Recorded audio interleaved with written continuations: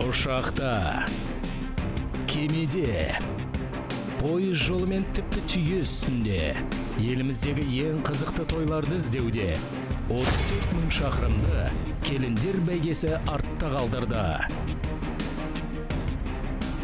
50 мың күтілген қонақ, 400 миллион теңге, 7 маусым ішінде 224 тағдырды тоғыстырған жоба.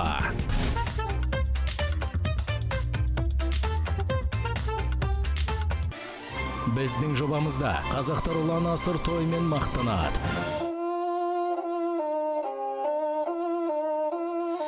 Ұйғырлар сауық сайранмен ортасын толтырады. Ерекшелікті жаны сүйетін кәріс пен дүйім жұртты қонақ етер өзбек тойлары. Және де көңілді орыс халқының тойлары болды. Біз әр түрліміз, бірақ той десе қубаз домалаған ортақ елміз. Келіндер бәйгесі, бақыт пен көз жасы қатар жүретін.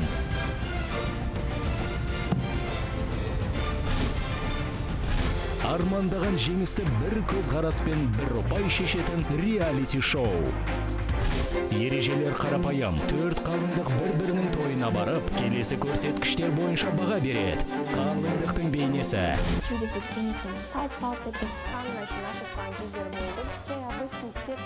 Мейрамхана безендірілуі. Ас мәзірі. Ойын сауық бағдарламасы.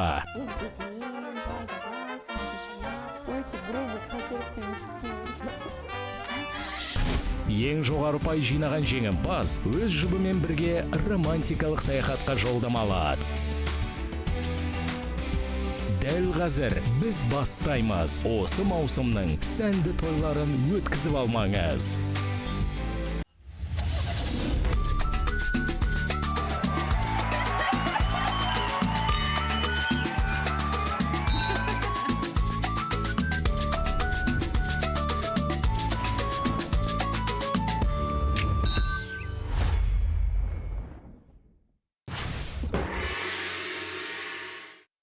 Сіз келіндер бәйгесін тамашалап отырсыз. Бұл аптада үздік атану үшін жезқазғандық қалыңдықтар жарысуда. Алдымен модель қыз мерекенің той өтті. Ол бәсекелестерін өзінің эксклюзивті бейнесімен қайран қалдыруды көздеген еді. Әттең қыздар оның балық пішіндес көйлегіне тәнті бола қоймады.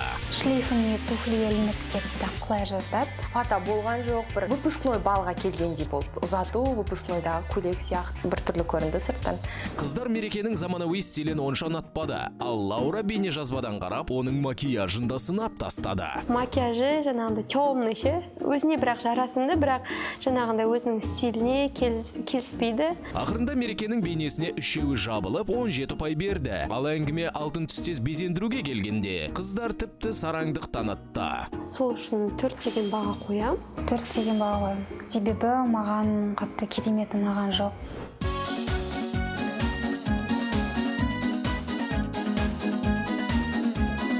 Келіндер жас жұбайлардың ішке кіру сәтінде асабаны да іске алғысыз қылып тастады.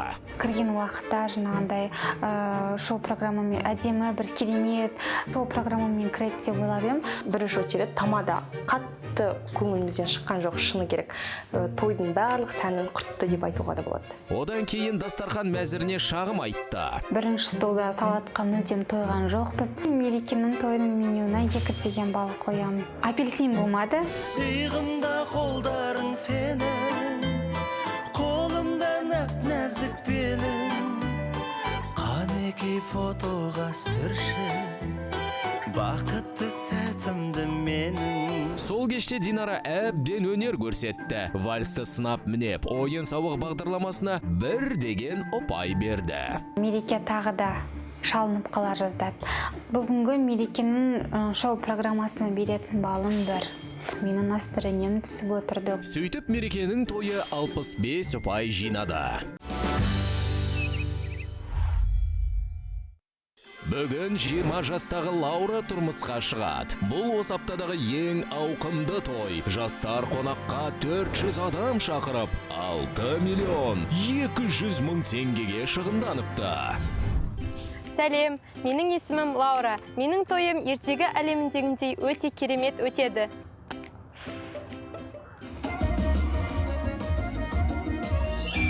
Біздің бүгінгі жұбымызды табыстырған үйлену тойы. Жігіт ол тойға жас жұбайлардың досы ретінде барса, қыз би-билеп ойын сауық бағдарламасына қатысыпты. Биші қыз Лаураны көріп, ұнатып, сол кезде танысып. Тойда астында қыздармен отырған кезде бір жігіт келіп таянды. Сосын өзіме жақсы бала болып көрінгендей болып, бірден таныстық, сөйлестік. Азамат сұлу бишінің көркіне арбалып қалса керек, бірден телефон нөмірін сұрап алыпты. Көзі шар, билеп жүргенде көзіме түсіп, әркім өзінің қалауы болады ғой. Ұнатқаным Лаура болды. Сразу білінді, тұршты қызды өте қатты сыйлайтындығы, өте тәрбиелі бала екендігі, өзін өзі ұстауы ұнады. Екеуі күн сайын сөйлесіп жүрді. Таныса беріп, бір-бірімізді біле бергеннен одан сайын қатты ұнай бастады. Ерекшелігі кішіпейіл, айтқан сөзім жатыр. Екетпей тыңдап, көңілге қарап, көңілімді көтеретін себептердің бірін жасап. Әрине мұндай ілтипатты қыз табу кез келген жігіттің арманы. Бірақ Азамат та бос белбеу емес. Менің жұбайым романтик. Біз кездескеннен кейін бір ай толған кезде маған қонжық алып келіп берді. 2 ай толған кезде өзінің гүлдерімен келеді. Сөйтіп әр мерекеміз гүлмен, гүл шоқтарымен. Бірақ Азамат үйлену туралы ұсынысты аяқ астынан еш дайындықсыз мейрамханада кешкі астарын ішіп отырған кезде жасапты. Мен үшін тосыннан болды деп айта аламын. Себебі мен ондай осы жақында отбасы құрам деген ой болған жоқ менде. Екеуміз үйленетінімізге өзім сенімді болдым. Қос ғашық жаз бойы тойларына дайындалыпты. Тіпті Love Story-ді арнайы Алматыға барып түсірген. Енді бүгін бәсекелестерін таң қалдырып, демалысқа баратын жолдаманы ұтып алудан дәмелі. Енді қатысқаннан кейін бұл жобаға әрине мақсатым жеңіске жету. Лаура таңғы 9-да салонға келіп алды, бірақ шебердің қолы бос емес. Подождите. Хорошо, ладно. Амал қанша қалыңдық күтуге мәжбүр болды, бірақ сағаттың тілі зулап барады. Шебер басқа клиентіне қызмет етіп жүргенде, қалыңдықтың алтыннан да қымбат 15 минуты зая болды. Какой будем делать прическу? Фатамды мен прическаның үстінен қойғым келген.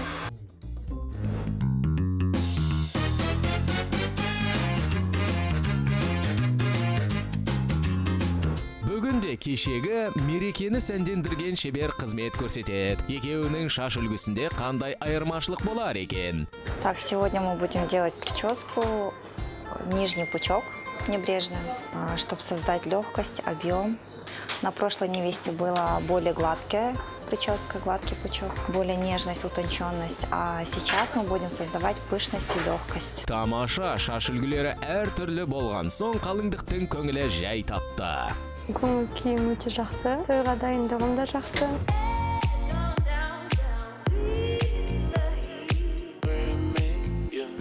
Шебер әр тұтам шашты ұқыптап жинап жатыр. Лаура өзінің тойға арналған бейнесімен кімге тапсыруды білген екен. Жалпы жезқазғанның барлық қалыңдығы бір адамды таңдапты. Қыздардың барлығы осы салонға жазылғанына таң қалған емеспін. Мен мерекенің прическасы мен макияжын көрдім.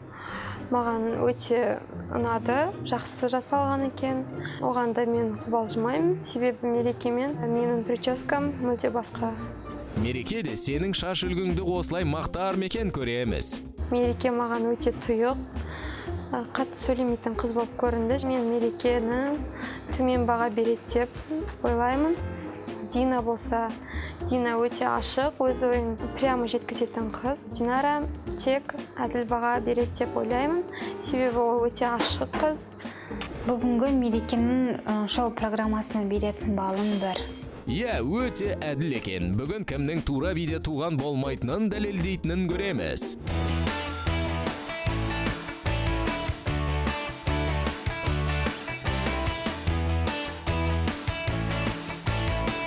тойға арналған шаш үлгісі дайын, қабылдап алыңыз. Көңілімнен шықты, өте жақсы. Бұйрасы, прическам құртылмайды деп уайымдамайым. Барлығы жақсы, ұнап тұр.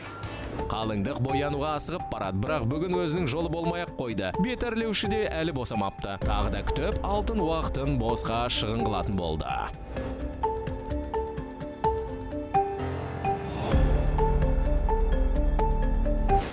Бүгін біз Лаураға 3D макияж жасаймыз. 3D қазір енді самый сұранысы в основном көп. Әлі сәннің де неше түрі бар ау, бұдан не шығатынын да көреміз.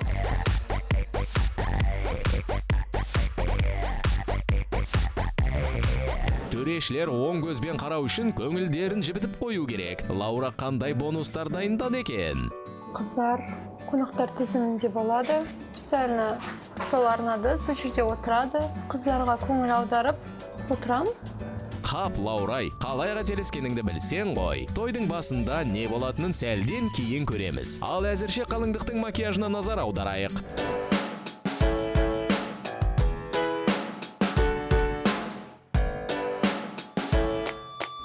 Өзім ойлағандағындай, көңілімнен шығуда күшті. Рахмет, көп сау болыңыздар. Макияжында мін жоқ, бірақ Лаура шаштаразға қарай асығып барады. Онысы несі екен? Подкрутить или подправить? Подкрутить и подправить.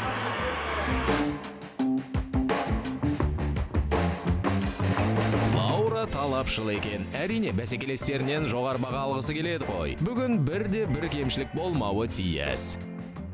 Спасибо, до свидания. Сұлу бикеш үйіне қарай асығып барады.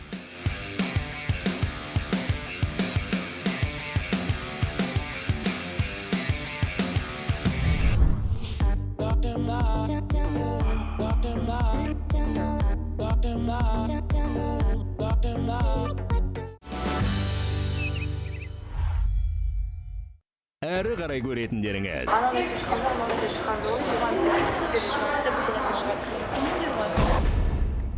Бүйтіп не надо бізге на ты деп? Дина екеуміздің настроениемізді сол кісі құртып жіберген екен. Сіздер ешкім тұрғызбайды деді. Өсектеу үшін келген бұлар осы жерге. Пенде болған екен, жылағымыз келіп кетті сол кезде.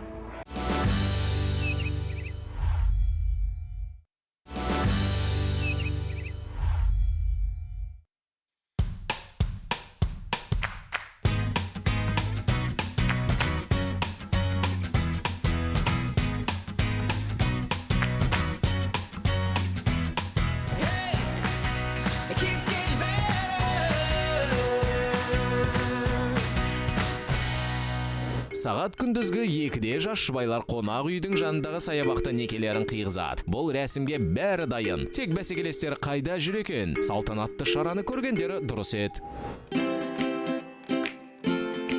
Міне, Динара келді.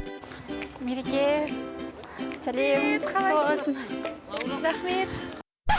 Ау, Динара, қалыңдықты шатастырып алдың ба, не болды? Мерекенің тойы кеше өтіп кетті. Бүгін тұрмысқа шығып жатқан Лаура. Қалайсың? Жақсы. Қалған қыздар қайда? Қазір келеді, Дина келе жатыр. Мерекенің кішкене несінің жағдайы ауырып тұр. Не хабар? Мейлі, әйтеуір төрешілердің біреу болса да келді ғой. Рәсімді бастай беруге болады.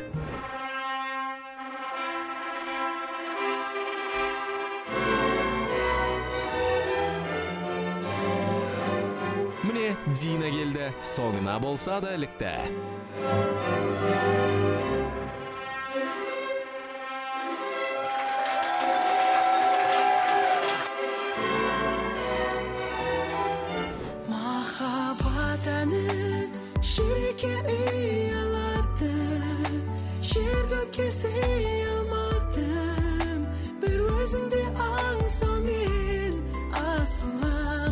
Бүгінгі Лаураның неке қию рәсімінен өте жақсы әсер алдым. Бәрі керемет болды.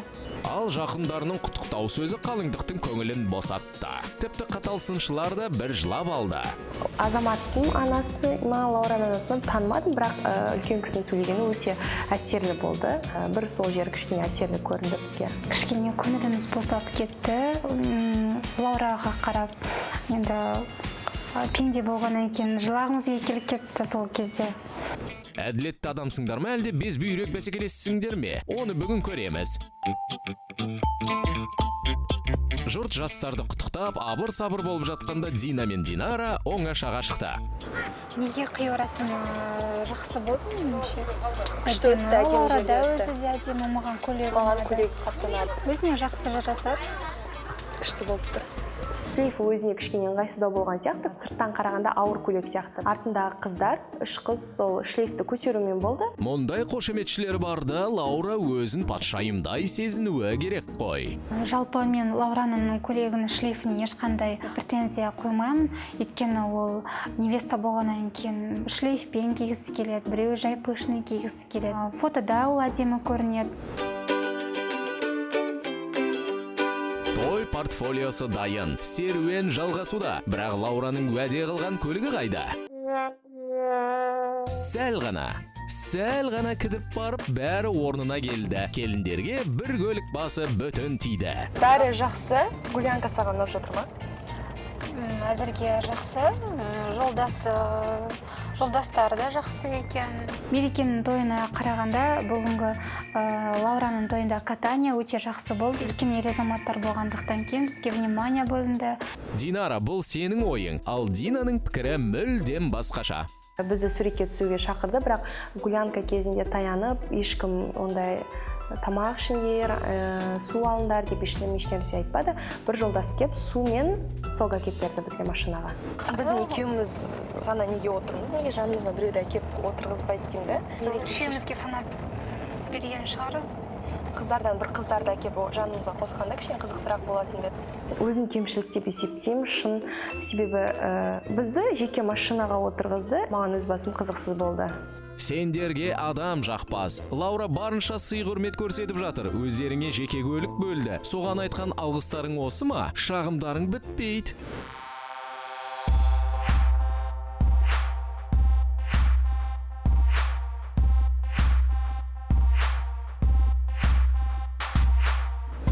Бірақ жезқазғандық жас жұбайлардың бәрі барып суретке түсуге құмар жер әуежайда біздің екі қыз оңашалана қойды. Айтатын әңгімелері көбейіп қалыпты. Қыздары да бірдей әдемі персиковый түстен көйлек тіккен әдемі екен жақсы. Өте әдемі көрінді көйлектер, бірақ көйлектері денеге жабысып тұратын мата болғандықтан шындап та іш киімдері көрініп тұрды. Мәссаған, Дина, көрмейтінің жоқ екен. Енді шеттей бергенді қойыңдар. Фуршет, шампан шарабы алыңдар, қысылмаңдар. Одан ауыз тие алмадық. Достары да ешқайсы таянып, танысып, қыздар ондай ешқандай көңіл бөлген жоқ. Біздің бар жоғымыз ескерілген жоқ. Не болды, бутерброд алуға намыстарың жібермеді ме? Дина, қашанғы шағымдануға болады? Сендер де жұртпен бірге достарының арасында тұрсыңдар ғой, өздерің танысыңдар. Мен бүгінгі мерекенің келіндер бәйгесіне қатысып жатқан соперницасы болған. Есімім Динара. Азамат, Лаура, бақытты болыңдар. Мәссаған, Динара өзін таныстырғанда бәсекелеспін деп ашығын айта салды. Ол аздай қалыңдықтың есімін тағы шатастырды. Ол бір түрлі көрінді, бір түрлі естілді сырттан. Достары да шулап кетті сол жерде, соперница деп. Лаураның көйлегін көрген кезде, оның жаңағыда неке қию рәсімін көрген уақытта, осы Лаура менің тойымда соперницам болады ау деген мақсатпен соперницасымын деп тілек барысында қосып айтқан болатынмын. Ешбір көре алмаушылық деген сезім болған жоқ. Маған соперница қыз әзірге табылды деген ой келді. Міне мәселе қайда жатыр. Динара алғашқы сәттен ақ бәсекелестікті сезіпті. Келіндер бәйге сайысының қатысушысы боламын. Есімім Дина, Азамат, Лаура, сендерге үлкен бақыт тілеймін. Аспандарың ашық болсын. Бірақ енді соперница емес, сол келіндер бәйгесінің сайысына қатысушымын деп таныстырдым мен өзімді. Ол соперница деп мүмкін Динара өзін санар, ол Лаура ғана емес, бәрімізге соперница болып санайтын сияқты өзін. Оның таңғалатын түгі жоқ. Динара бәрін өз атымен атады. Бас жүлде жолындағы сайыста дос жоқ, бәсекелестер ғана бар. Фотосы да жақсы, тек абадоғы ұнамады. Фотосы менімше қысқа, кішкентай, узорлары кішкентай болды. Абадоғы жаңағы коронасы да кішкентай болды. Көйлегі үлкен, пышный, әдем болып тұрды. Басындағы корона көйлектің фонында көрінбей қалған сияқты кішкене. Бірақ фото прическаны жауып тұр екен. Байқадың ба соны? Маған прическасы ұнамады.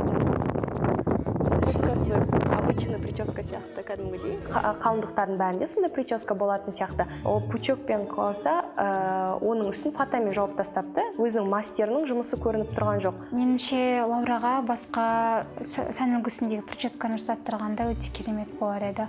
Бет аузының бояуы туралы не айтасыңдар? Макияжы өзіне жарасып тұр, иә. Ешқандай бір кемшілігін көрмедім. Маған Лаураның макияжы ұнады. Лаураның макияжы өзіне жарасымды.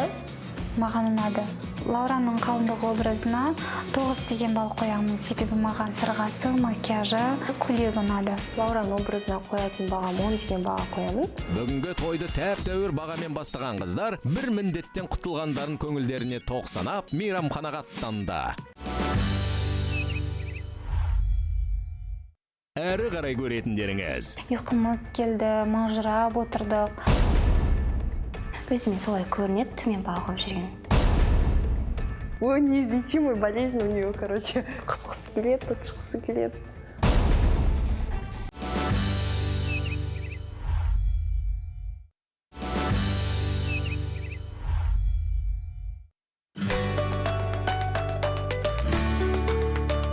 Мейрамхананың іші әдемі екен. Әдемі жасалған, әдемі істелген. Сары оюмен, дизайны жақсы екен. Мына жерде суреттер болған екен, екі жастың. Маған ол баннер ұнаған жоқ, себебі жаңағы Азамат, Лаура деген надписпен жазылған жері кішкене қисайып тұрды. Және де екі жақ шеті пустой тұрды, енді бос тұрғандықтан маған ұнамады. Хотя бы екі жақ шетіне екі жастың суретін қойғанда өте керемет болар еді. Фотозоналары әдемі жасалған екен, бірақ үстерінде бір гүлдер ма жетіспейтін сияқты. Мына жерде гүлдердің мындай тастармен әзірленген жерлері жақсы екен. Ортадағы столдар әдемі көрінген, Иә, әдемі көрінеді. Кешегі мерекенің тойына қарағанда мысалға сарымен оформление болған, кристалл тастармен безендірілген, дастархан үстінде тұрған гүлдер менің көзіме оттай басылды. Маған өте жақсы ұнады, бірақ артынан қарап отырсам, жаңағы гүлдерді не бір ресторанның шторымен, не болмаса надписінің түсімен сәйкестірін десем, ешбір сәйкестігі келмейді. Енді әдет бойынша жас жұбайлардың орны тексеріледі. Жасалмаған сияқты толығымен, да? Мына жерде мен түсінбегенім жастардың түсіні дастархандары басқаша екен, Дастархандары басқа. Әлі аяқталмаған болу керек негізі, иә? Холодный закуска. Салаттар қазір уақытына қарай енді шығатын шығар деп ойлаймын. Дастархан сүртілмеген, кір-кір болды, қоқымдар жатты. Бізге ұнаған жоқ. Президиум. Ешқандай ерекшелік, шатыр, андай жасайды ғой қазір әдемілеп. Ондай ештеңе жоқ. Той бастары бірден көзге көрінеді екен. Оформлениемен бірдей, сары түсті, өзім жақсы көретін мед. Өмірлеріңіз балдай тәтті болсын дейді Азамат, Лаура. Той бастарды өте қатты ұнады, әдемі жасалған. Әттең, сендердің осы жүрістерің балдай тәтті бола қоймайды ау. Сәлеметсіз, қалыңыз қалай? Сағат 6-10 бар. Ой, нәрсе за полчаса шығарады, той басталған. Сіз 6-10 қалай келеді. Ана нәрсе шыққан жоқ, мына нәрсе шыққан жоқ. 20 минут тексеріп шығарады, бүкіл нәрсе шығарады. Түсіндіңдер ме? Біз намаз сағат заранее шығармаймыз. Даусының өктемін ай. Дина мен Динара тіпті сасып қалды. Біз айттық қой жаңағы жерде тағы да келіп қарарым. Түсінікті. Жобаға қатысушылардың біреу жамандаған болды. Әлі тоң енді ғана шығады деп. Бүйтіп не надо бізге на ты деп. Ресторанның администраторы келіп бізге дауысын көтеріп, қыздар, қазір салаттар қойылады. Енді мен орнымда айтып тастадым, неге айтып жаңағындай дауыс көтересіз деген сияқты. Дина екеуміздің настроениемізді сол кісі құртып жіберген екен. Басы онша тәтті бола қоймады. Қыздар, бірақ бұл әлі ештеңе емес. Өздеріңді алда не күтіп тұрғанын білесіңдер ғой. Жарайды, әзірше модель қыз Мерекені қарсы алыңдар. Жақсы, қалай келдің? Жоқ, ресторан үшін көп ша?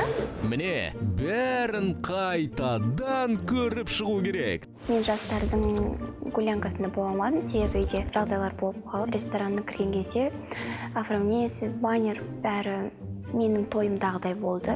Баннер жақсы, үстіне бірдеңе жетіспейтін сияқты. Арнайы жасалған. Кірген кезде баннерде жан-жағында гүлдер тұрды. Бұлай обычный нәрсе, оның үстіне гүлдер қойса өте әдемі болушы еді. Бір плюс суреттерін шығарып іліп қойыпты. Ол жағы ұнады. Мольбертке орналастырылған фотолар бар екен, өте әдемі жасалған 6 фото. Мен тойымнан бірдей болғандықтан ешқандай оформление өзгешелік көріп тұрған жоқпын.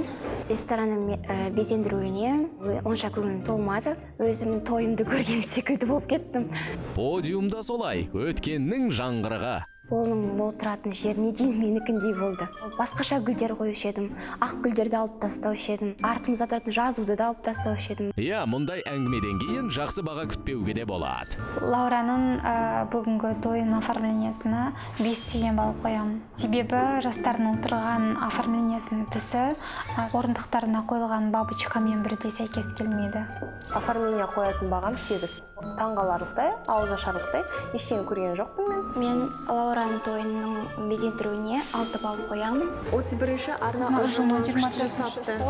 Міне қонақтардың тізімі тұр. Бәрі дұп-дұрыс. Қыздарды өз үстелдеріне отырғызып жатыр, бірақ жағдай күрт өзгерді. Оларды басқа жерге отырғызбақшы болып шешті. Бізге осында отырасыңдар, де?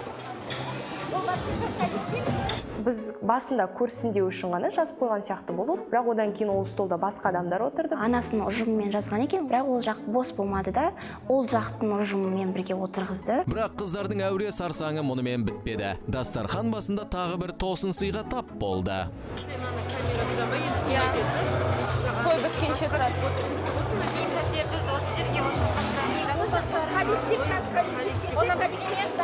Енді пәтеге айтыңызсай оны.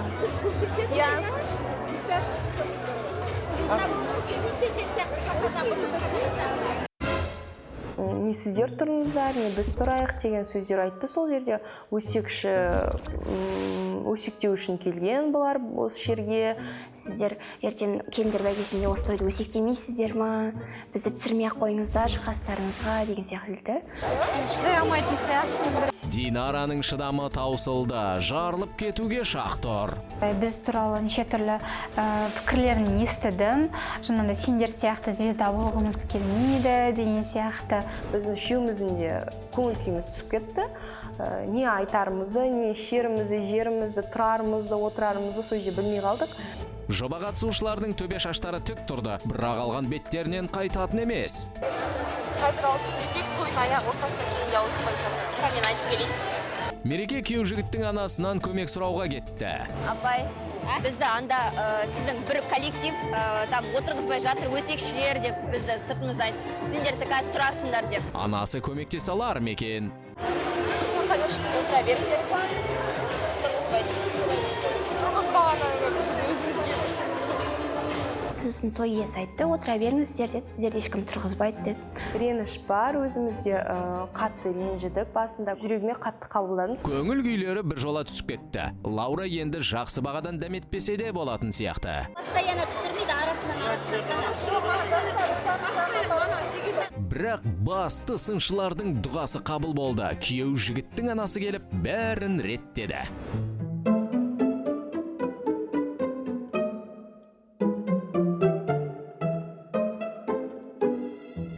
Олдың нағашылары шақырды, бізге қарай келіп отырыңыздар, жанымыз бос деп. Қуана бардық, шыны керек. Шүкір, мына көршілерінің жүздері жылы сияқты. Тойды бастай беруге де болады.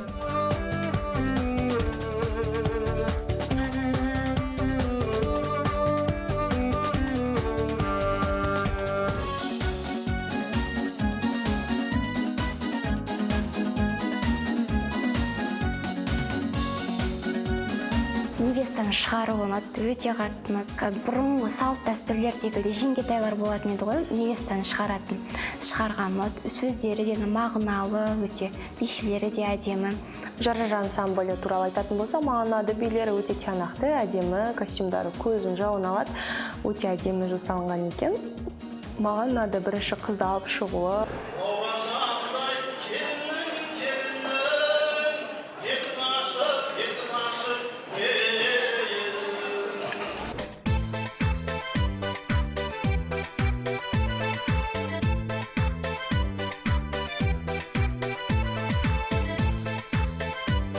Жанарханның стилімен аштық біз бүгін келінді деді. Ерекше беташар көрдім десем де болады бүгін. Біздің оңтүстікте андай ғой, атын атап, түсін түстеп, неше түрлісін қылып шақырады, оны банкі қойып, ақша салады. Ұзақ болған жоқ онша, соны ұсынады. Маған ұнаған себебі қызды алып шыққан кезде қыздың бетін ашпай ұзақ уақыт елді таңғалдырды. Бірнеше әннен қосылған ән айтты, сол жері өте маған әсерлі көрінді. Әлі қыздар, мадақты көбейттіңдер ғой. Бәлкім ас мәзірінде мақтап жіберерсіңдер. Міне, тамаққа кірісіп кетіпсіңдер. Ашуланамыз деп тәбеттерің ашылған ау шамасы. Цезарь салатын, майонез көп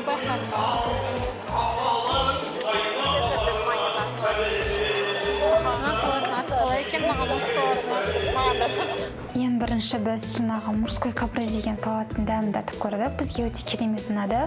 Өте дәмді екен. Мужской каприз салаты майонез аз болды. Өте күшті болды, бізге ұнады, свежий болды. Цезарь салатында майонез көп болды. Қыздар, сендерге сонша ұнайтындай мужской каприз қандай болады екен?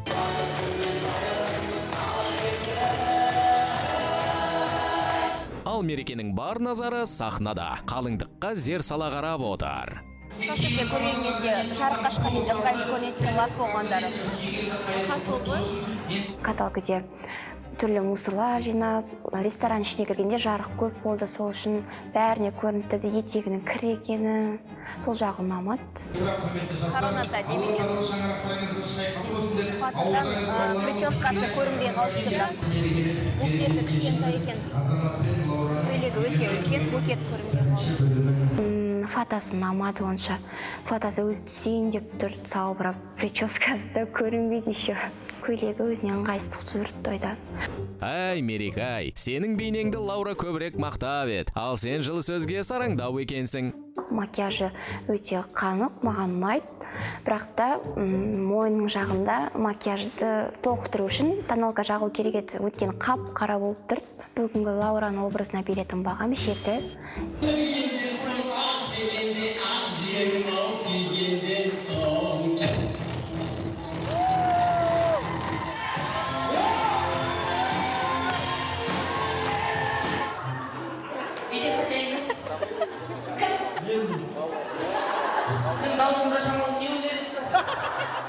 Асаба барын салып жатқан сияқты, тіпті біздің Қазымыр төрешілерді де күлдірді.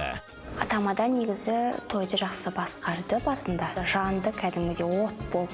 Тамада тойды күшті бастады деп айтуға болады. Антонин дегеніміз не? Қарама сөздер. Мысалға солға. Тамада ойыны ұнады. Қазір 31 шақыртқа қаралған келіндер бәйгесіне қатысқан қыздарыңыз осы 31 шағына ғана бір қол соғып қошемет қойсаңыздар болады.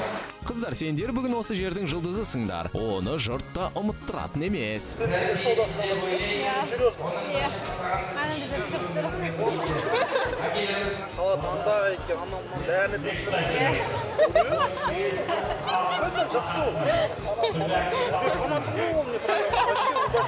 Ал керек болса, орын ауыстырғандарың жақсы болған екен. Бір кісі даже біздің фанатымыз екен, мен жақсы көрем осы каналды, көп нәрселерін біледі екен, мен постоянно көрем, ешбір сезонын қалдырмай көрем деп сондай пікірін айтып жатты. Ол бізге де құлағымызға жағымды болды. Ол кісімен сөйлесіп отырдық, алдымызға салып беріп отырды.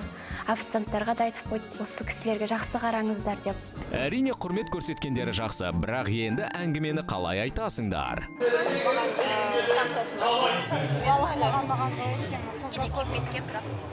Самсаның асты күйіп кеткен деп Мереке айтты, оған Дина қосылды, бірақ маған түскен самса олай күйген жоқ. Самса күйіп кеткен, бірақ дәмді өзіме ұнады. Мерекеге көп нәрсе ұнамады, мынау ұнады деген нәрсе мен көп қатты естіген жоқпын. Динаның аузынан да көп нәрсе естімедім, кемшіліктерін айтып жатты.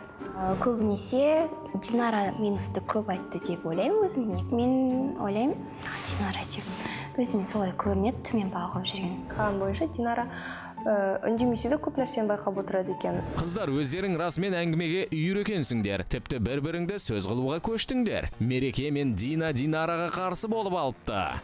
Ол өте өзін биік ұстайды бізден. Барлығынан минус іздеп отырады. Мүмкін ол өзін биік ұстайтын себебі өзінің тойы біздікінен жоғары болатын шығар. Себебі ол өзін кемшіліксіз ұстайды.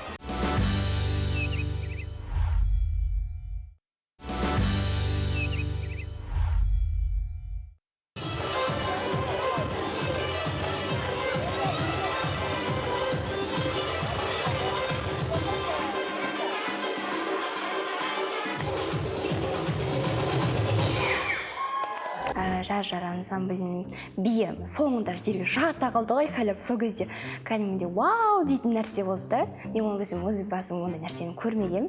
Жерге жата қалған кезде өзім жалт етіп бүйтіп қарадым да, ұнады маған. Биші Дина не айтар екен? Өзбекше би мағынасын түсінбедім. Обычный би. Биде бір мағына болу керек сияқты, білмеймін. Ол жерде ешқандай биде бір ерекшелік көрген жоқпын мен. Я, кәсіби маман болған қиын екен. Қатал, әрі талапшыл.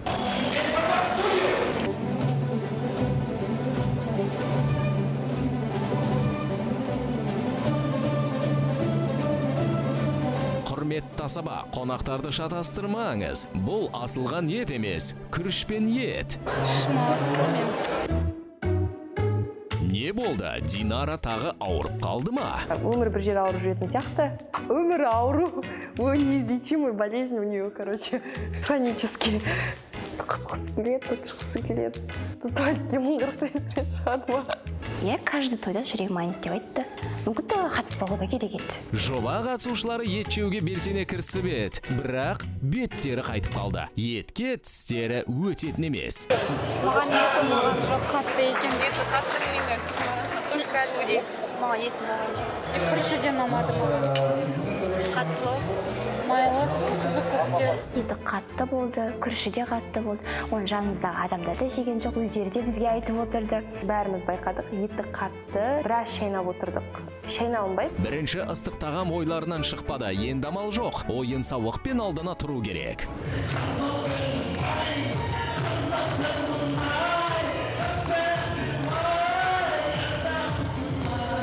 Бір жас жігіт Қызылгүлімай деген өлең айтты. Бір жағынан енді күлкілі болды, бір жағынан бір түрлі болдық. Ананың қимылдарына қарап, қызығып, тағы не істейді екен деп қарап отырдық. Маған өзіме ұнады. Бір жараспайтын қылықтар көрсеткен сияқты болды ма? Дауысы әдемі, жақсы айтады, бірақ ерсі қылық көрсеткендей болды. Маған жоқ маған. Фрукты кепіресіз ба? Фрукты. Айтқан бәрін сөйтір етіп жүйе түсіне жезда олыстырды. Бірақ аштық шыдата ма, қыздар даяшыдан жеміс жидек сұрап алды. Динараның апельсинге деген құмарлығы әлі басылмапты.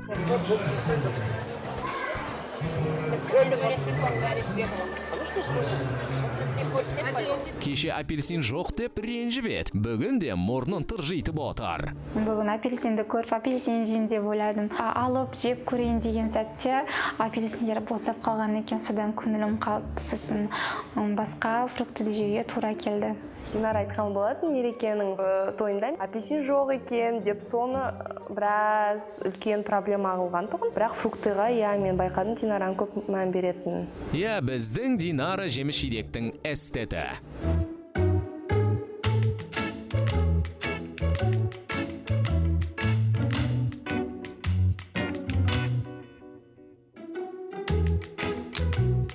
Ал асаба күйеу жігіттің ата-анасын қатыстырып, тағы бір ойын бастады. Маэстро, команда, ғалым байы, Абай Пахмебай, пожалуйста.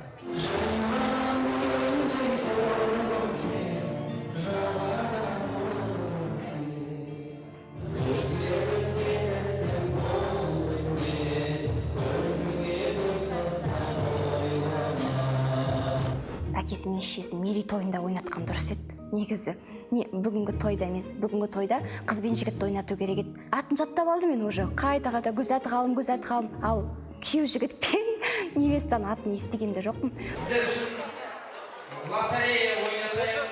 Қане қыздар, бақтарыңды сынап көрейік. Лотереяға кезек келді.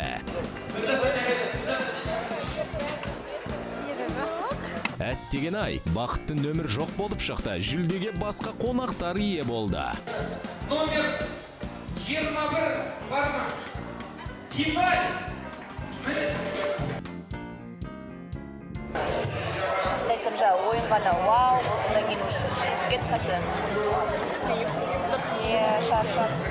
Тойдың аяғына қарай шаршап қалды ма, үні өшіп қалған сияқты болды. Тамадан өзі көрінбей кеткен сияқты болды маған. Бір лотереяны білмеймін, бір 30 минуттай ойнаған шығармыз. Ішіміз пісіп кетті уже, өзіміз лотерея қатыспағандықтан ба, мүмкін.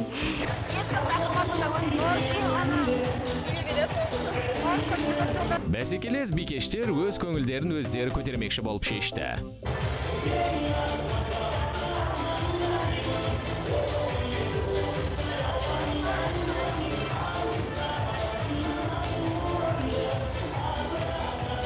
Лаураға ренішім тек менімен амандасқанда жоқ. Көзімен бүйтіп қояды маған. Мен де бүйтіп қоямын. Өзім бір түрлі қалдым. Билеп болғаннан кейін үш бикеш тағы да зерге бастады. Тіпті ұшқыр триосы ән салғанда да селт етпеді. Олар болса барынша тырысып жатыр.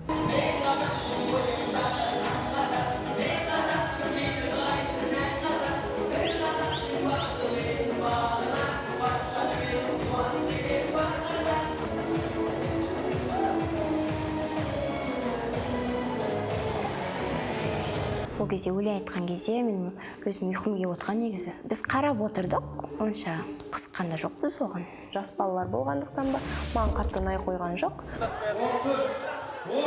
Сыныптастарға домбыра.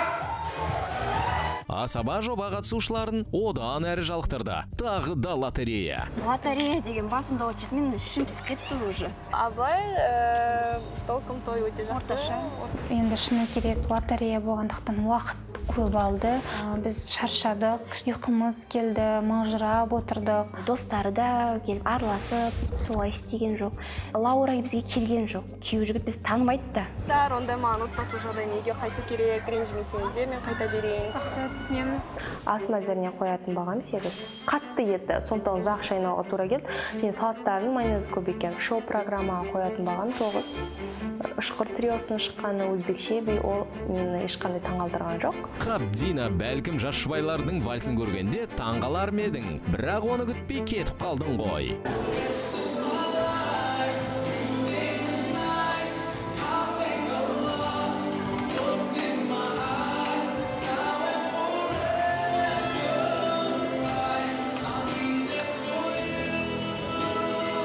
Жастардың вальсі өте жақсы болды. Подружкалары келген ұнады. Махаббат вальсынан мүлдем әсер алмадым. Себебі Лаура сасқалақтап, көйлегіне бір-екі рет шалым қалған сәттер болды.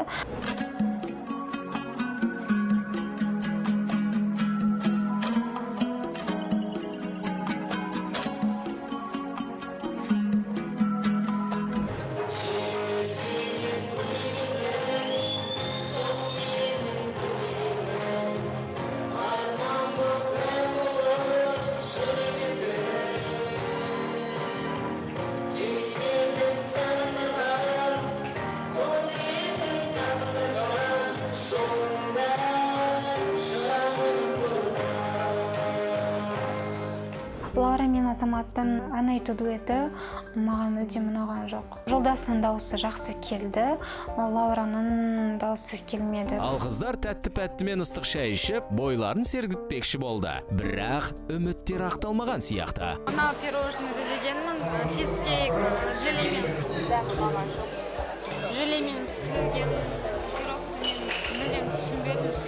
Бір ащы дәм бар екен.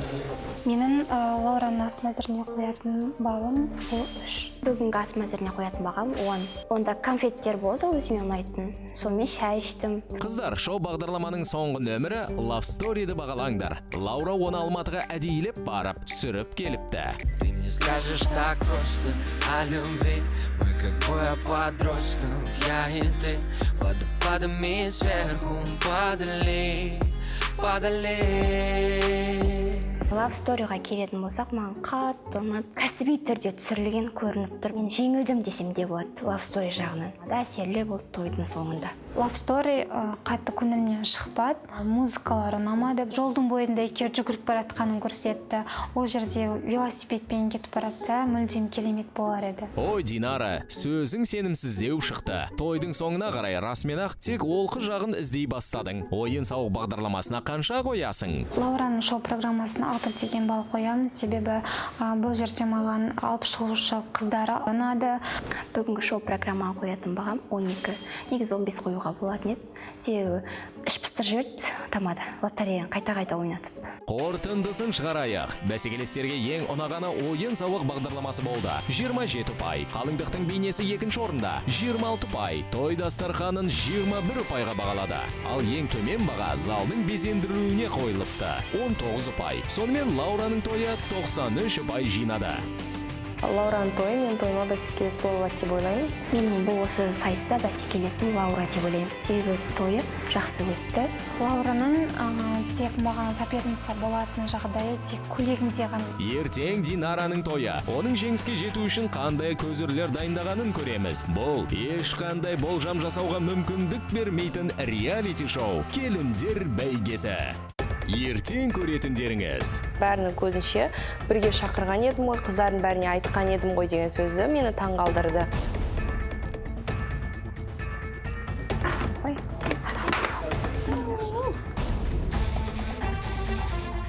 Оның ішінде адамдар бар екен, сосын ол адамдарды қуып